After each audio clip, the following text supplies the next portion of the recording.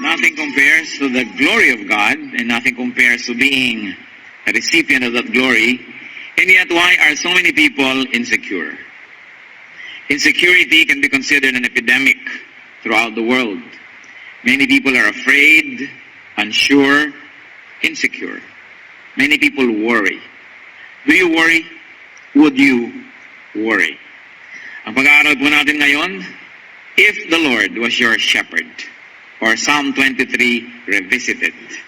Salamat po Panginoon, maaari naming balik-balikan ang napakagandang chapter na ito in the book of Psalms. Nawa Panginoon, kung mayroong insecurity sa aming buhay, o sa buhay ng mga nakapaligid sa amin, kausapin niyo po kami.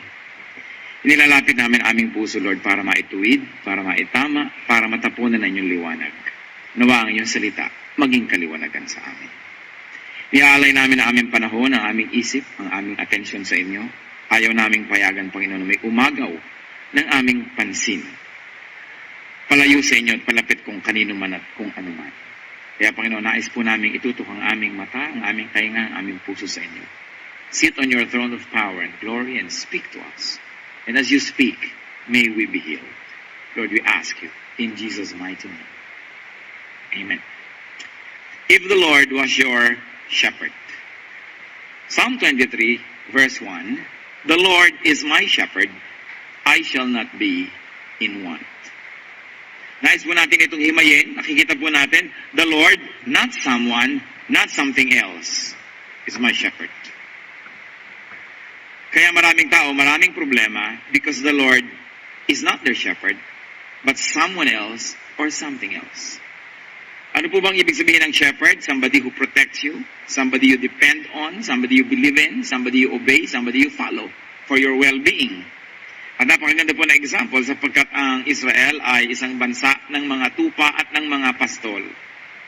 Kaya yung shepherd o pastol, siya ang nag-aalaga sa mga tupa, siya ang nag-iisip kung saan sila dadalhin, saan ba may tubig, saan ba may damo na pwedeng kainin, sapagkat hindi laging may damo at may tubig sa mga disyerto ng Israel.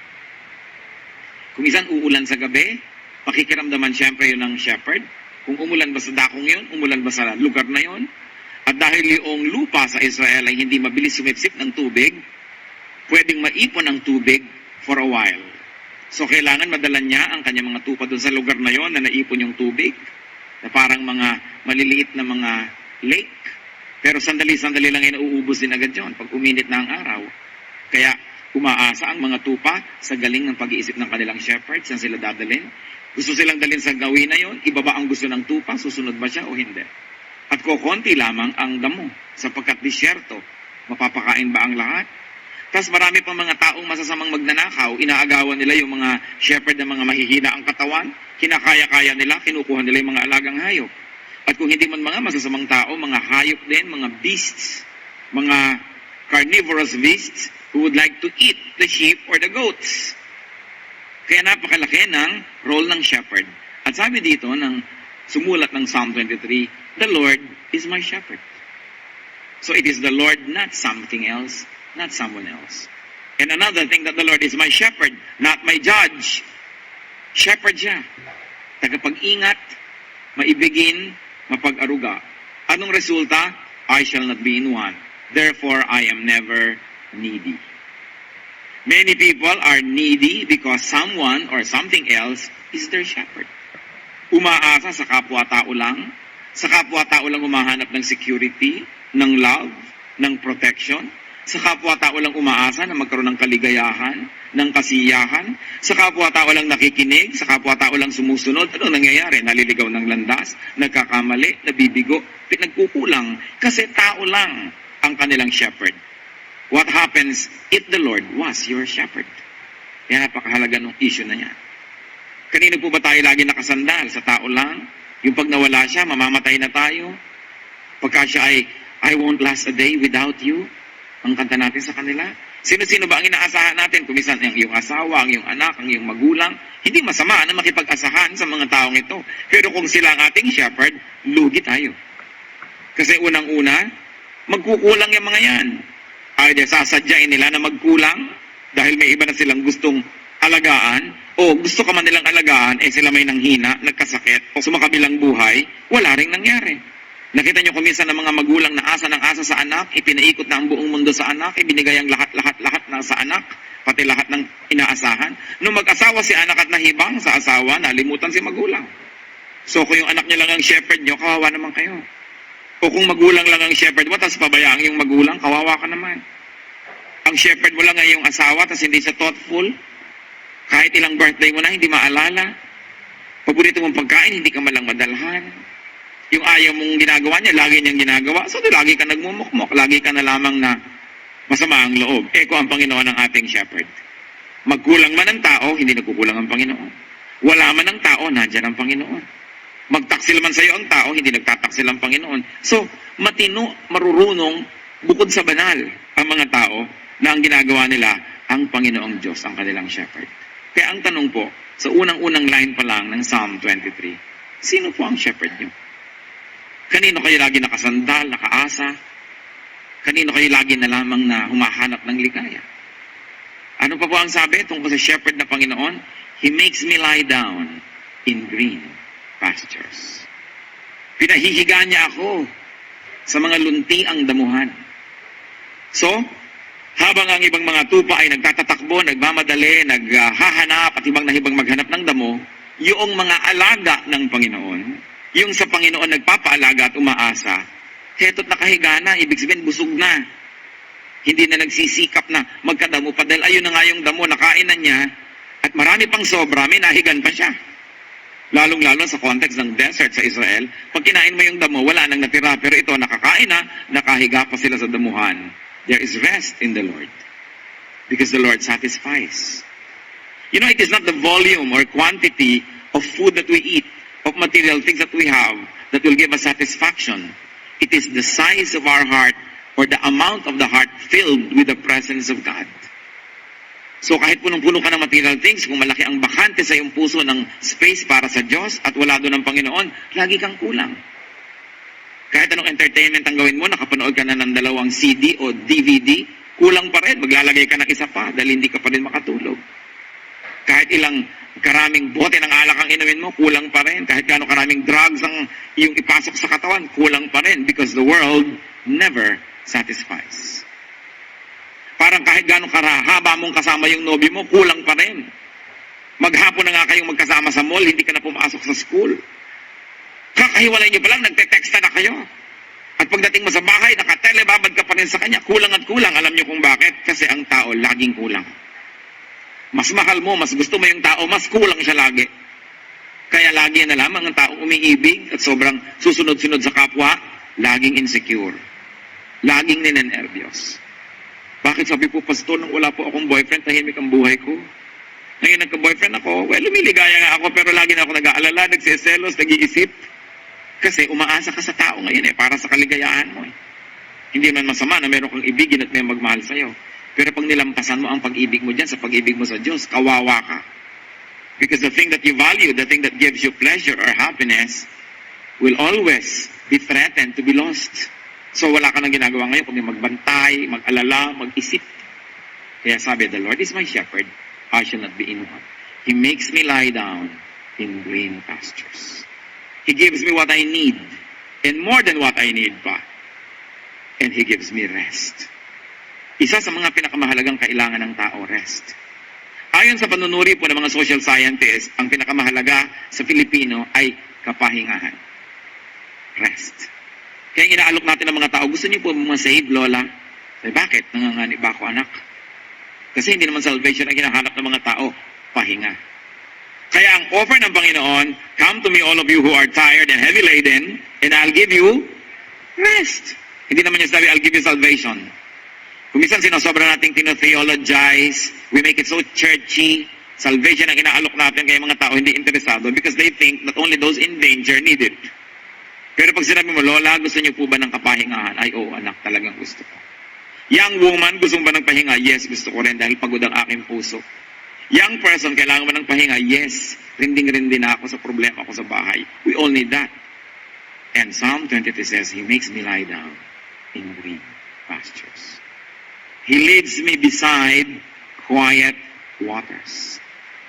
Yun pa daw ang ginagawa ng pastol na ang Panginoon dinadala niya ako sa tabi ng mga tahimik na mga batis.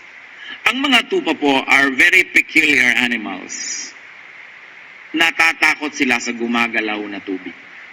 Doon sa may Agos, yung gumagalaw-galaw na tubig, ayaw nila nun. Kaya kahit na hanggang bukong-bukong lang nila ang lalim ng tubig, kahit hindi mo pa sila mapapatawid ng maliit na ilog o sapa kung may agos. Lord is even described as the living water. So kailangan mo ng solid food, kailangan mo ng liquid food, si Lord pa rin yun. Kailangan mo ng physical food, kailangan mo ng spiritual food, emotional food, si Lord pa rin yun. Kaya ang bunga, He restores my soul. He refreshes me. Hindi katulad ng mga false shepherds, what do they bring? Trouble. Pag kami mga nagtatanong, Pastor, ano po ang mga sign ng isang kulto? We always tell them the telltale signs of a cult. One, it is so person-centered, na yung leader o speaker o preacher, siya na yung divine, siya na yung savior, siya na yung mahalaga, o descendant siya ng Diyos, o kinakausap siya ng Diyos araw-araw. Laging napaka-person-centered personality. Isa yon. Pangalawa, they have one favorite verse that they will turn around and use for their purpose, parang motto, na maling-mali ang kuha sa context, at pag kinumpare mo sa mga ibang verses talking about the same thing, hindi siya nag-fit.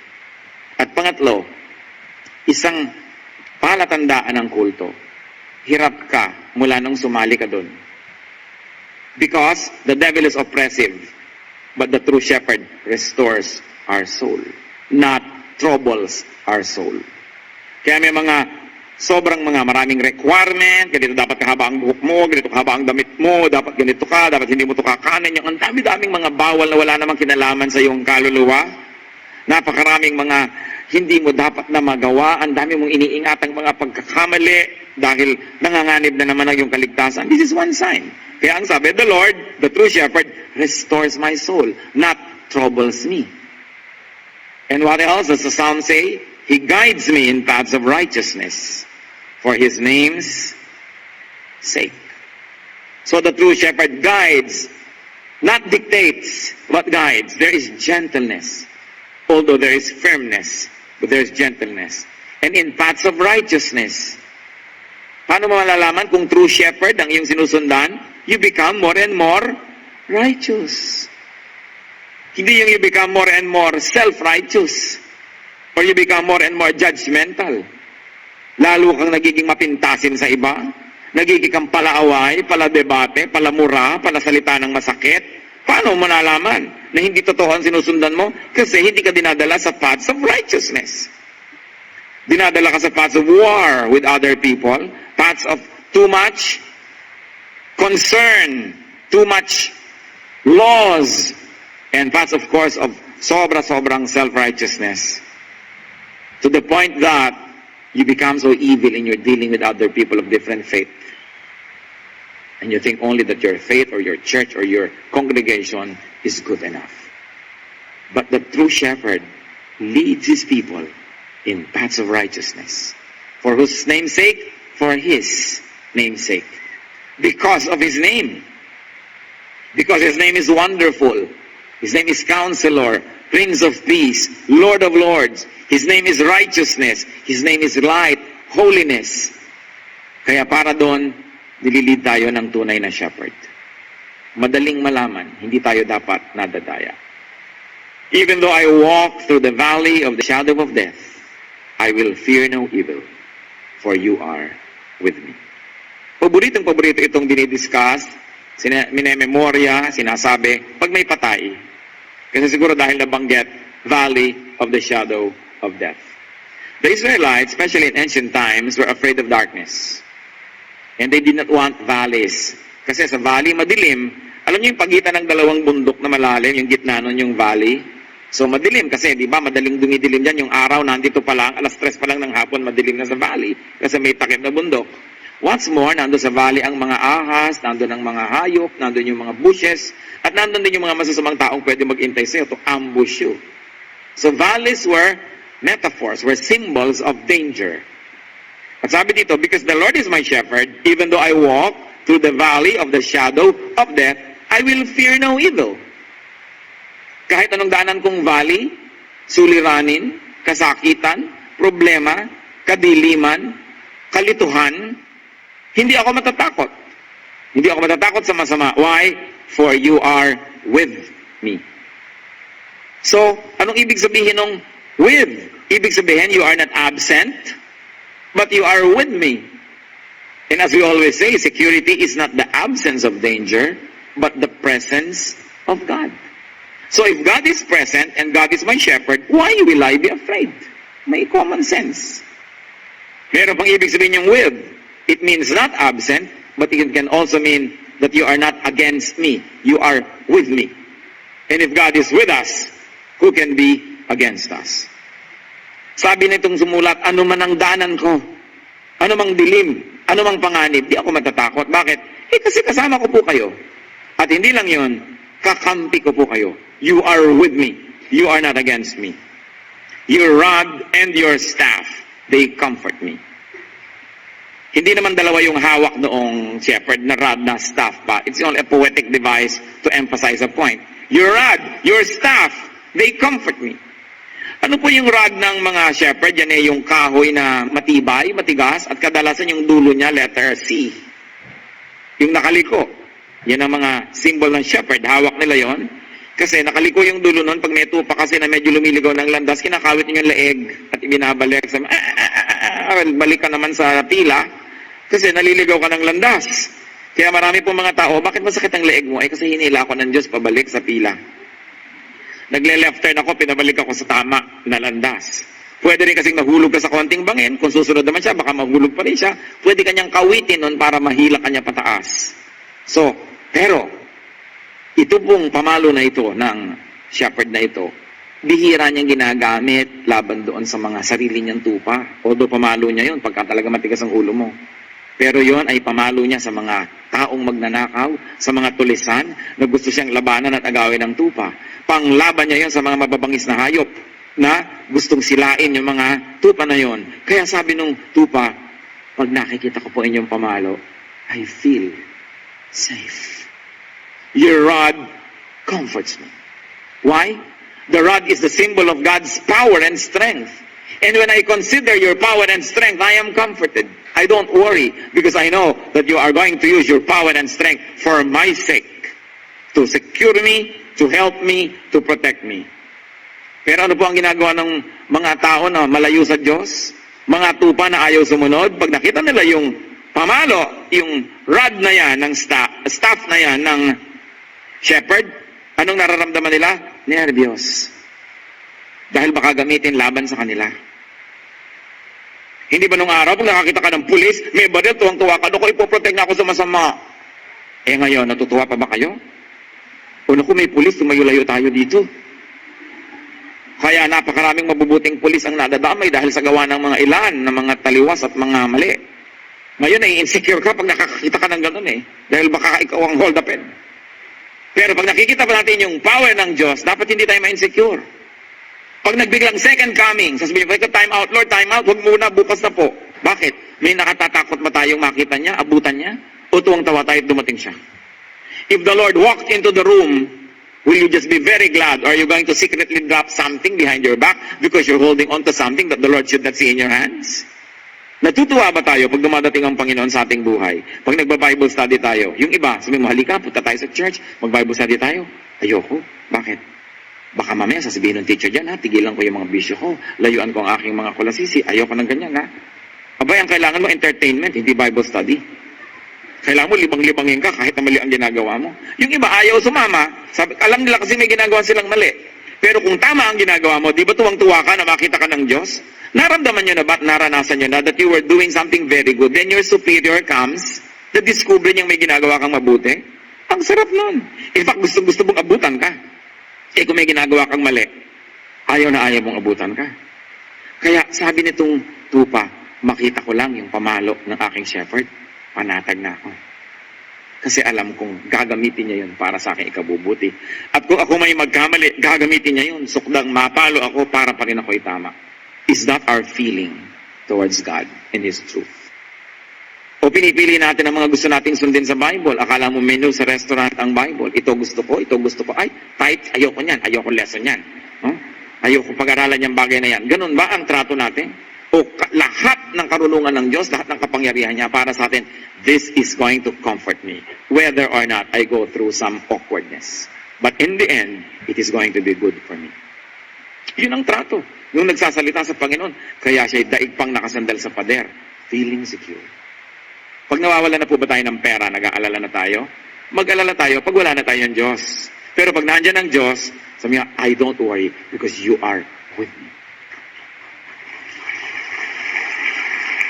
Pag nawawalan ka na ng mahal sa buhay, sumakabilang buhay, o iniwan ka, wala na ba tayong direksyon sa buhay? Sabi niya, even though I walk through the valley of the shadow of death. And what can be worse than death? Sabi niya, I will fear no evil, for you are with me.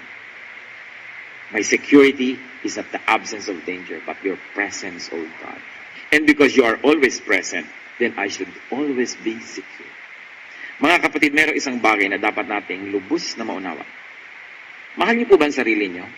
Pakitaas ang kamay ang lahat ng tao sa akin. Mahal ko ang sarili ko. Pakitaas ang lahat ng hindi sinungaling, itaas ang kamay. Diba? Mahal natin ang sarili natin, right? Mas mahal tayo ng Diyos kaysa mahal natin ang sarili natin. Mas mahal tayo ng Diyos. Nadinig niyo na ba ang Diyos na sabing, hoy, manigrilyo ka? Di ba? Hindi. Pero kayo naninigarilyo. Kung noon man o kung nagpapalusot pa rin kayo ngayon. Sinabi ba ng Diyos na magpuyat ka? Pero nagpupuyat tayo. Sinabi ba ng Diyos na pabayaan mo ang sarili mo? Kahit kailan, hindi niya sinabi yun. So mas mahal niya tayo kaysa mahal natin ang sarili natin. Alam na natin yung mali natin kinakain, mali natin ginagawa, patuloy pa rin natin ginagawa eh. So mas mahal tayo ng Diyos. Kung mahal kayo ng Diyos at siya'y Diyos, makapangyarihan sa lahat, paano tayo hindi magiging secure? Paano tayo hindi makakasagsabing, the Lord is my shepherd, I shall not be in want? But Satan always clouds our minds. Satan always likes to deceive us so that he is going to make us afraid. That's why the most often repeated phrase of the Lord is, do not be afraid. You are worth more than many sparrows. Sabi niya mga sparrows na yan, yung maliliit na ibon, not one of them falls to the ground without your Father's knowledge nor permission. Yet, you are worth more than many sparrows. Walang pwedeng mangyari sa inyo na hindi alam ng Diyos, hindi niya pinayagan, o hindi niya sinadya. Kaya dapat tayo merong ganong klaseng security. Sasabihin na iba, madaling sabihin yan, mahirap gawin. Totoo. Pero mas mahirap namang di gawin. Mahirap gawin na magtiwala sa Diyos, pero lalo namang mahirap na hindi magtiwala. Hirap din lang at hirap, doon ka na sa panig ng Diyos. You prepare a table before me in the presence of my enemies. Can you imagine this line? You prepare a table before me in the presence of my enemies. So literally, if this was a feast, it is a feast while your enemies watch. If God is on your side, if you are on God's side, more importantly, He prepares a table before you in the presence of your enemies. Kung ikay matuwid, kung ikay tumpak, ikay makadiyos, mukha lang kuminsan para kang natatalo, napapahiya, para kang dehado, pero hindi yun totoo. In the long run and in the end, you will be proven right and you will be honored by God before your critics, before your enemies. Yung mga lumilibak-libak sa'yo dahil ka makadiyos, dahil ikay masunurin sa Diyos, kinakantsaw-kantsawan ka, the Lord will prepare a feast before you, before them that is really only just for you. He will honor you and dignify you before your critics and enemies if you are His child. And what else does it mean that the Lord prepares a table before me in the presence of my enemies? It means protection. Among the tent dwellers of the Arabian Peninsula, if you are passing by and a tent dweller invites you to sit in the front of his tent, kasi usually, yung mga men nakaupo yan sa labas ng tent nila at merong habong ng tent na ganon para hindi siya mainitan, may carpet sa kanyang sahig, sa lupa, at nakaupo lang siya doon. Kitang-kita siya ng lahat, usually yung asawa nasa loob ng tent. Ganon ang kalagayan ni Abraham nung may mga tatlong mga foreigners na dumaan, in-invite niyang kumain, si Sarah nandun sa loob ng tent. Kasi yung mga babae, usually nasa loob. Pag niyaya ka nilang kumain at naghain sila sa iyo and you break bread together, and many people pass by and many tents are over there seeing you, ang sinasabi nung nag-invite sa iyo, hindi niyo pwedeng galawin itong taong ito na pinapakain ko, dadaan muna kayo sa ibabaw ng aking malamig na bangkay. Ipoprotect ko siya with my life. So, in Israel, in ancient times, to eat with somebody means, I'm going to give you my life. What does it mean that the Lord prepares a table before us in the presence of our enemies? It means walang makakagalaw sa'yo nang hindi dadaan sa akin. At totoo, inoffer na ni Lord ang kanyang sarili, naging na siyang malamig na bangkay. Pero ang mahalaga, bumangon siyang muli. Yung protection niya para sa atin, more than enough. So why should we be insecure? Kumisan, Lord, ayan po, lumalapit na kaaway ko. Ayan, may kaaway ako doon. Sabi, Lord, hindi nga ba, kasama kita. Eto ako at naghahain ako. Kaya ang sabi niya sa Book of Revelations, I stand at the door and knock. Whoever opens the door, I will come in and eat with him. Hindi lang pinag-uusapan dito na magkakainan tayo, may merienda tayo. Pag pinagbuksan mo ako ng pinto ng iyong puso, dudulog ako kasama ka sa pagkainan. Ibig sabihin, ibibigay ko sa iyo ang buhay ko. Pero tandaan niyo ito mga kapatid, hindi lamang yung host ang gumagawa ng ganong paninindigan. But when you sit down and take the food of the Lord, you also make that commitment that you're also going to give Him your life. So the Lord dies for you, and what do you do in return? No, you don't die for the Lord. You live for the Lord. That's why, sabi, offer your bodies as living sacrifices. Not dead sacrifices, but as a living sacrifice. Lord, you died for me. Because of that, I'm going to die for you. No, anak, tama na ako yung namatay. Sapat na ang aking kamatayan para sa iyo. So what should I do? Lord, you died for me, therefore I will live for you. What does it mean? When I open my mouth, I'm going to allow my mouth to be your mouth so that I can say your words, your wisdom, your truth, your blessings. Not curses, not lies. But I will allow you to live in me and through me, to speak through me. I will allow you to help people through my hands. I will allow you, Lord, to go places and bring your good news through my feet. Live in me. I will allow you to go on living through my body. That's why we offer our body as a living sacrifice. So there is a contract that happens. And this is the same contract that is renewed and renewed and remembered whenever we do the Lord's Supper. Sabi ni Lord, this is my body, eat it. This is my blood, drink it. When we partake of it, we're saying, Lord, I'm allowing your blood to enter me. I'm allowing your body to enter me. I'm allowing you to be in me so that your spirit will live in me. And it is a relationship. Kaya maling-mali po ang buhay ng mga Kristiyano na tinanggap na si Kristo, tumanggap na ng kaligtasan, tumanggap na ng dugo at katawan ni Kristo. Then they allow Satan to live in them, Satan to speak through their mouth, Satan to hurt people through their hands, and Satan to go to sinful places through their feet. Dapat po, loyal tayo sa paggamit ng ating katawan. Sabi sa Corinthians, your body is a temple of the Holy Spirit. Therefore, glorify God in your body. Ibinigay na ni Lord ang kanyang katawan na matay para sa atin. Ibibigay naman natin ating katawan sa kanya. Mabubuhay tayo para sa kanya. And because of that, He prepares a table before us in the presence of our enemies. So there is feast, there is abundance, there is dignity that God gives His people before their very enemies. There is affirmation and there is protection. You anoint my head with oil, my cup overflows. Kaugalian po nung araw sa Israel na pagka dumadating ka sa bahay ng may bahay, sa tent ng may tent, pagdating mo, huhugasan nila ang iyong paa, at pagkatapos i-anoint ka sa head mo ng oil, lalagyan ka ng oil. Hindi naman siguro yung oil na ang lagkit. So lalo ka nahirapan tuloy, no?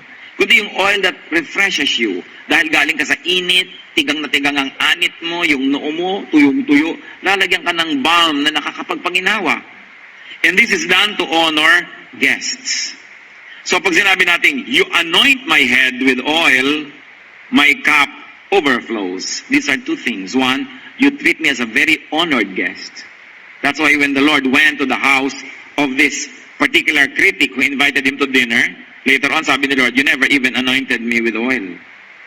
And then this woman Nagbuhos ng pabango doon sa paa ng Panginoon at umiyak ng umiyak doon. Sabi, mabuti pa ang babaeng ito, tinugasan ng aking paa ng kanyang mga luha. Kasi tradisyon na inuugasan mo ang paa, nilalagyan mo ng oil ang ulo ng iyong bisita. So, what does it mean? That the Lord treats us as guests. At hindi po mahirap sa ating mga Pilipinong unawain ang ibig sabihin ng itinatrato kang bisita dahil tayo ay hospitable people, talaga namang ibibigay ang lahat sa bisita. Ganon din ang kaugalian dito sa Israel dahil sila ay taga-silangan din. East din yan eh. Tawag lang nga sa kanila, Middle East, tayo Far East. Far kaya kung saan. Pero East pa rin. Pero sinasabi na, my cup overflows. Kung minsan, nagtataka tayo.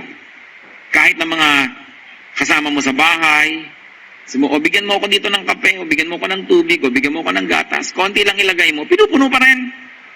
So, bakit pinuno mo na naman yan? Binibili natin ng tubig. Di ba sabi ko sa'yo, konti lang dahil baka hindi ko mainom. But you know why? Because many household staff are still very, very provincial. Therefore, they're still very Eastern in their ways. That when they give you anything, it must overflow. It means that you are valued. Kaya sa mga baryo, pag piyesta, pag tinambakan ka ng mga pagkain ng tao sa mesa mo, talagang sa bundok. Pag binigyan ka ng inumin, isang tabo. Talagang OA. Kasi para sa kanila, na-insulto ka ng konti lang binibigay sa'yo, which many cities sophisticates, of course, out of practicality and because of being westernized, we like to be very, very exact. Kaya kung minsan, hindi lagi nagkakaintindihan yung employer at yung employee. At kaya nagsasayang, sinabi ko na sa'yo, huwag mong damihan. Kasi, sabi dito sa Psalm 23, my cup overflows. That because I am esteemed and valued, when you give me, halos lumigwak at tumapon, my cup overflows. Ibig sabihin, hindi mo ko tinitipid, sobrang ibinibigay mo sa akin. At ang ibig sabihin nito mga kapatid, when the Lord gives us, our cup overflows. May tanong ako sa inyo, umaapaw ba ang cup nyo? O walang laman? O may 3 patak lang? Hindi yan kasalanan ng Diyos. Because God is endless when it comes to His capacity.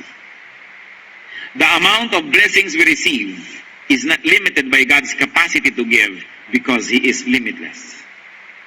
The amount of blessings we receive is limited by our capacity to receive it.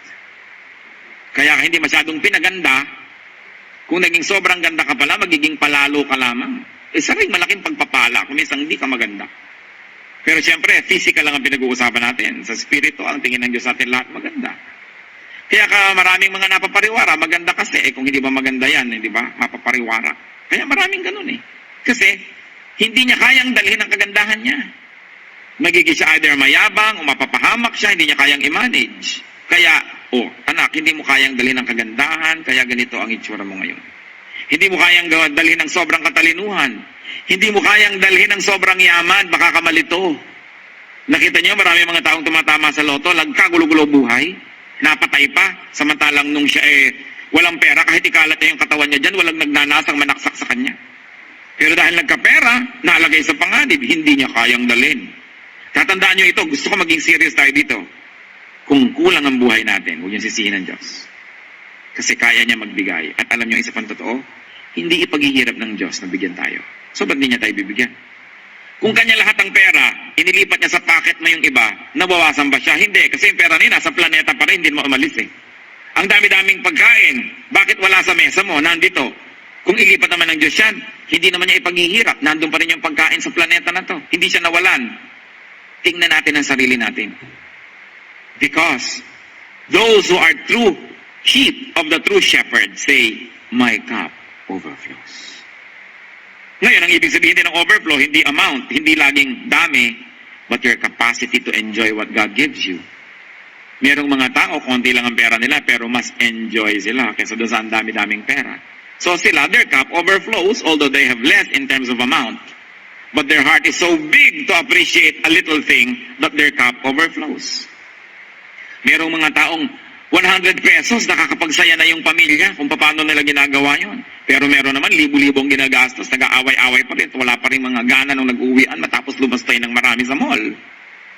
But if we treat the Lord as our shepherd, remember this, you can always say, my cup overflows. Tuwang-tuwa po ako doon sa mga maliliit na tao, simpleng tao, may konting kabuhayan, may konting hanap buhay, tapos lagi nagpupuri. Hindi yung, ano, kumusta ka? Walang-wala. Akala mo lagi mong uutangan. Walang ginawa kundi dumaing.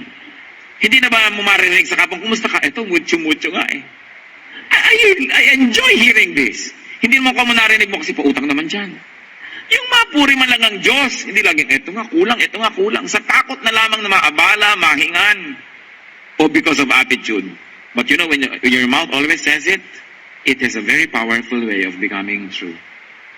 It is mysterious, but there is power in the spoken word. That what you always say, if it is not yet true, will soon become true. Kaya dapat nag-overflow ang ating mga bibig ng mga pagpapala, papuri sa Diyos. Kumusta ka? Heto, maluwag, ang sarap. Diba? Heto, masaya ako. Okay lang ako, hindi puro reklamo. My cup overflows because Jesus is my shepherd. Can we say that? And say it really and mean it? You know, napakahirap naman yung tao lagi mong binibigyan, daing pa rin ang daing. Kaya kung tayo laging pala daing, pala reklamo, huwag yung asahan na mapagpapala tayo ng Diyos. Surely, goodness and love will follow me all the days of my life. Ito na ngayon yung biglang bunga. Because the Lord is my shepherd, because I will not be in want, because I will not be afraid though if I walk through the valley of the shadow of death, because I will lie down in green pastures, because I will be drinking by quiet waters. Then, very definitely, His kindness and love will be with me always. Because He is my shepherd, kindness and love will overflow in my life. I will always receive it. And because I keep on receiving it, my cup overflows, surely I will also be kind and loving to others. So ang tanong muli, eto, kung tunay po kayong binebless ng Diyos, merong dapat na isang sign. Blessing din tayo sa iba. Because whatever we receive from God will overflow and others around us will also receive it. Huwag niyo sabihin, eto ako blessed na blessed. May tinutulungan ka ba? Wala. May nai-inspire ba sa'yo? Wala. Meron ka bang pinapalakas sa mahina? Wala. Therefore, hindi ka blessed. Akala mo lang yan. Because the true blessings of the Lord will fill you with kindness and love that you will overflow. And you will be kind to people. And you will love people. That is the sign of being blessed. Yung iba, huy, blessed na blessed ka naman, ang mahal ng piano mo, ang ganda ng bahay mo, marami kang kotse. Baka ang ibig lang nating sabihin ay siya ay mariwasa. Siya ay mayaman, marami siyang ari-arian, pero hindi agad ibig sabihin nun blessing. Kasi kung hindi man lang siya marunong magbigay, ang kuripot niya, kanya lang yon, hindi blessing yon. Nagiging curse, dahil nagiging amo niya ang material things. Nagiging amo niya ang kanyang mga ari-arian. But to be a real blessing to others is the final and the true proof that you are blessed. That you overflow. At sabi, I will dwell in the house of the Lord forever. Why? Because the Lord is my shepherd. I am His sheep. Eh, saan ako titira? E di siyempre, sa bahay ng aking shepherd. I will dwell in the house of the Lord forever. I will be in His house always, protected, loved, cared for. What do God's people have? We have God as our shepherd. Therefore, there will always be provision, protection, and love. And this truth should affect our daily life, our decision-making, and our outlook. Yung hindi kita mabibigyan kasi baka kailangan ko ito bukas nakasave to para sa akin. Ibig sabihin, ikaw na ang amo at protector ng future mo. Hindi ka na makapagbigay sa isang taong very needy now because of the future. Sabi ni Lord, don't worry about tomorrow. Let tomorrow worry about itself. Hindi niya sinabi huwag tayo mag-plan or mag-plant. Pero ang sinasabi lang, don't over-worry to the point that you already neglect being godly now because you're thinking of yourself tomorrow. So niya, tomorrow will have its own troubles. But you know what? Tomorrow will also have its own blessing. Kaya ang sabi sa prayer, give us this day our daily bread. Because tomorrow, you will give me my daily bread na naman. So pwede kong i-share ang bread ko ngayon because tomorrow, nandiyan ka pa rin, Lord. And tomorrow, you will give me my daily bread because you're giving me every day. Kung talaga po tayo ay nahihipo ng Panginoon, makikita yan sa ating mga gawa, sa ating kilos, sa ating attitude. Hindi sa dami ng verse na alam, hindi sa galing sa pakikipagtalo, o sa dami ng mga talumpating ginagawa natin, sa gawa nakikita. Sabi ni Lord, by their fruits you will know them. God's people are, and God's people can be protected and secure. We can be provided and for and abundant. Therefore, we can be serene. We can be caring and loving. And we can be giving.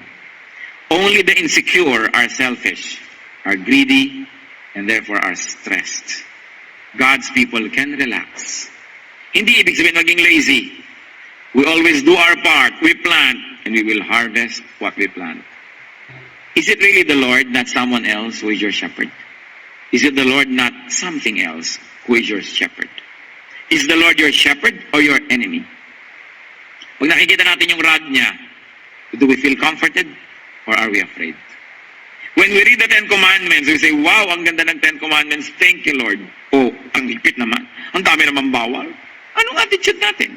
It will tell us on whose side we are. Yung iba po, ang Diyos nila, kaya magulo ang buhay nila, ang Diyos nila, foolishness. Ang shepherd nila, foolishness. Ang tagapayo nila, foolishness. Ang ginagawa nila, puro foolishness. Which, in the Proverbs, foolishness is called simpleness, simplicity. Kaya pag sinasabi sa Proverbs, simple, ibig sabihin nun, foolish. Proverbs 1:22-23. How long will you simple ones love your simple ways? In other words, how long will you foolish ones love your foolish ways? How long will mockers delight in mockery and fools hate knowledge? If you had responded to my rebuke, and this is wisdom or the Lord speaking, I would have poured out my heart to you and made my thoughts known to you. But since you rejected me when I called, and no one gave heed when I stretched out my hand, since you ignored all my advice and would not accept my rebuke, I in turn will laugh at your disaster. I will mock when calamity overtakes you, when calamity overtakes you like a storm, when disaster sweeps over you like a whirlwind, when distress and trouble overwhelm you. Then they will call to me, but I will not answer. They will look for me, but will not find me. Since they hated knowledge and did not choose to fear the Lord, since they would not accept my advice and spurned my rebuke, they will eat the fruit of their ways and be filled with the fruit of their schemes. For the waywardness of the simple or the foolish will kill them, and the complacency of fools will destroy them. But whoever listens to me will live in safety and be at ease without fear or harm. Are you living in fear? It means only one thing. You still have to add meaning to the word shepherd. That the Lord is your shepherd. Because when we listen to our shepherd, when we follow him, we will live in safety. We will be at ease without fear or harm. The Lord can be your shepherd if you are an obedient sheep. Hindi ipinipilit ng Diyos na maging pastol siya ng lahat. Handa siyang maging pastol ng lahat ng handa magpasakop. Ano ang sitwasyon natin sa Panginoon? Panginoon ba natin siya? We'll say yes, immediately, instantly. Pero Panginoon ba siya ng lahat ng bahagi ng ating buhay? O pinipili lang natin kung saan siya Panginoon, kung saan tayo Panginoon, at kung saan Panginoon ng ibang tao, ibang bagay. Kaya magulo ang buhay. Kahit paglalakbay, kung nalilito ka kung saan ka pupunta, wala ka marating. Kung marami kang pinapakinggan, marami kang maling mga pasya. We have decided to be God's people. Pangatawan na natin. Sa lahat-lahat ng aspeto ng ating buhay, gawing totoo. Ang bunga, I will dwell in the house of the Lord forever. My cup overflows. There is a feast that I enjoy in the presence of my enemies. I lie in green grass. I am beside quiet waters. I will never be afraid though I walk through the valley of the shadow of death. Is not this the kind of life we all want? And there's only one thing that we should do. Really make Jesus our shepherd. Hindi dekorasyon ng buhay, hindi isang section ng buhay, kundi shepherd. Dear God, thank you for these reminders. Salamat po sa paalala na mayroon kaming shepherd. Kayo ang aming shepherd. Ipakita nyo nga, Panginoon, ang aming mga katigasan ng ulo. Kung saan kami dapat dumiretso ay lumiliko. Kung saan dapat umahon ay lumulusong. Kung saan kami, Panginoon, dapat umiwas ay doon pa kami lumalapit sa makakasira sa amin. Na bilang mga tupa, lumalapit kami sa mga tigre, mga leon na gustong sumira sa amin. Pumupunta kami, Lord, sa places of temptation, nakikipagmabutihan sa mga tempters and temptresses. Hindi sumusunod sa inyo. Habang kinikilala namin kayong Diyos sa langit, Diyos ng mga Diyos, kayo nga po ba ang Diyos ng aming mga ginagawa. Kayo nga po ba ang Diyos ng aming bibig, ang Diyos ng aming mga pananalita, ang Diyos ng aming pitaka, ang Diyos ng aming buhay. Thank you, O Lord Jesus, that you are our shepherd. Continue to teach us to be obedient sheep. Pakita niyo po sa amin ang pagkukulang namin, ang pagkakamali. At sa mga kapatirang narito ngayon na maaaring punong-puno ng takot, ang pangamba, hindi masabing my cup overflows, hindi masabing I am lying on green grass, hindi masabi that I am here beside quiet waters, hindi masabing I will not be afraid. Ituro niyo sa amin kung saan kami kulang. Kasi hindi naman kayo talaga ang may kulang. Ibukas niyo pong aming mata. Yung gusto niyo para sa amin, mapayapa, masaganang buhay, yun din ang gustong-gusto namin. Pero ano't hindi lahat kami mapayapa, hindi lahat ay masagana. What is wrong with our attitude? What is wrong with our value system? Ituro niyo po sa amin. At sa aming mga kapatiran, Panginoon, na talagang masagana, masaya, pinagpala, pinagdiriwang namin ang kabutihan niyo sa mga kapatid na ito. Ipinagdiriwang din namin ang kanilang kalooban na sumusunod sa inyo, kaya ang lahat ng mabubuting bunga lamang ang dumarating sa kanilang buhay. Nawa, matuto kami mula sa kanilang mga karanasan. Mga kapatid, sa ilang saglit, hayaan natin ang Espiritu ng Diyos. Turuan tayo kung ano ang dapat nating ituwid para tayo lagi na makapagsabing, my cup overflows. Bakit nababarahan ang mga pagpapala? Hindi naman ipaghihirap ng Diyos at gusto naman niya magbigay.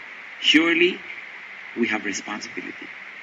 Let's ask God to give us wisdom. Mag-isip-isip, magbulay-bulay. Ang aking dalangin, lahat tayo makapagsabing, the Lord is my shepherd, I shall not be in want. He makes me lie down in green pastures. He leads me beside quiet waters. He restores my soul. He leads me in paths of righteousness for His name's sake. Though I walk through the valley of the shadow of death, I will fear no evil, for you are with me. Your rod and your staff, they comfort me. You anoint my head with oil. You prepare a table before me in the presence of my enemies. My cup overflows. Surely, goodness and mercy will follow me all the days of my life, and I shall dwell in the house of the Lord forever. Dear Lord, let this truth become great, wonderful realities in your people's lives. Let's be alone with the Lord.